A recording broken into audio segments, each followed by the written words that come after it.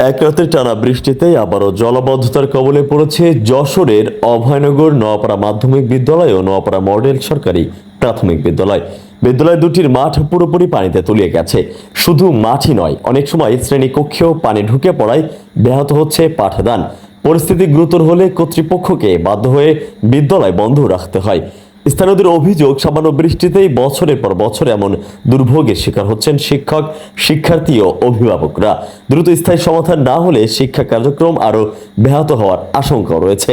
বিদ্যালয়ের সাবেক সভাপতি মোল্লা হাবিবুর রহমান হাবিব বলেন, পানি নিষ্কাশনের কার্যকর ব্যবস্থা না থাকায় এই জলাবদ্ধতার সৃষ্টি হচ্ছে। তিনি জানান, যশোর খুলনা মহাসড়ক ও রেল লাইনের নিচ দিয়ে একটি ড্রেন বা কালভার্ট খনন করে সরাসরি নদীতে পানি প্রবাহের ব্যবস্থা করা হলে সমস্যার স্থায়ী সমাধান সম্ভব। এছাড়া বিদ্যালয়ের পাশের পৌরসভার বিদ্যমান ড্রেনেজ ব্যবস্থার সঙ্গে সংযোগ করে একটি ড্রেন নির্মাণ করা গেলেও জলাবদ্ধতা অনেকাংশ দূর হবে। এই নোয়াপাড়া মাধ্যমিক বিদ্যালয় এবং নোয়াপাড়া মডেল সরকারি প্রাথমিক বিদ্যালয়, এই বিদ্যালয় দুটিতে প্রায় 650-র উপরে ছেলে মেয়ে এখানে লেখাপড়া করে। এই বিদ্যালয় আঙ্গিনায় একটু বৃষ্টি হলেই, একটি ভারী বৃষ্টি হলেই সঙ্গে সঙ্গে আমাদের এই বিদ্যালয়ের মাঠটি বৃষ্টির পানিতে তলিয়ে যায় এবং আমাদের এই বৃষ্টির পানির কারণে বিদ্যালয়ের শ্রেণীকক্ষেও অনেক সময় পানি ঢুকে যায়, যে কারণে ছেলেমেয়েদের লেখাপড়ার মারাত্মকভাবে বাধার সম্মুখীন হয়, ক্ষতিগ্রস্ত হয়, তারা ক্লাস করতে পারে না এবং দীর্ঘ সময় অনেক সময় এই বিদ্যালয়ের শ্রেণী কার্যক্রমও বন্ধ রাখা লাগে। আজকে আমরা এই বিদ্যালয়ের এই পানি জলাবদ্ধতার কারণে এই বিদ্যালয়ের যে খেলাধুলা সেগুলি বন্ধ থাকে, এই বিদ্যালয়ের অ্যাসেম্বলি সেটি বন্ধ থাকে, এই বিদ্যালয়ে সাংস্কৃতিক অনুষ্ঠান, ক্রীড়া অনুষ্ঠান এগুলো বন্ধ থাকে এবং ছাত্রছাত্রীদের ক্লাসও প্রচণ্ড প্রতিবন্ধকতার সম্মুখীন হয়। তাই আমরা এই বিদ্যালয়ের যে মাঠে জলাবদ্ধতা সৃষ্টি হয়েছে, এই জলাবদ্ধতা থেকে মুক্ত করবার জন্য আমরা জেলা পরিষদে লিখিতভাবে আমরা আবেদন করেছি যে একটু মাটি ভরাট এবং পানি নিষ্কাশনের ব্যবস্থা করবার জন্য।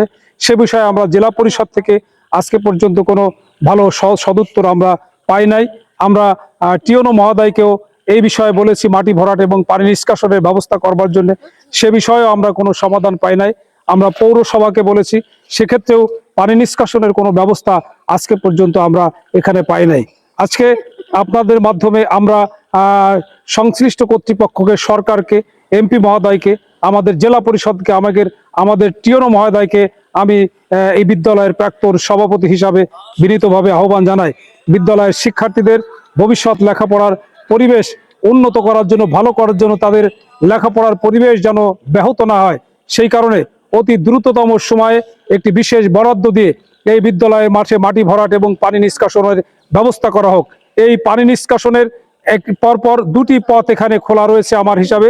একটি হচ্ছে আমাদের যশোর খুলনা মহাসড়কের নিচ থেকে একটি ড্রেনেজের ব্যবস্থা করে এই মাঠের পানি, এই মাধ্যমিক বিদ্যালয়ের পানি ভৈরব নদীতে ডিসপাস করার একটা পথ রয়েছে। সে বিষয়ে যদি সংশ্লিষ্ট কর্তৃপক্ষ এবং ঊর্ধ্বতন মহল সুদৃষ্টি দেয় তাহলে একটি পথ।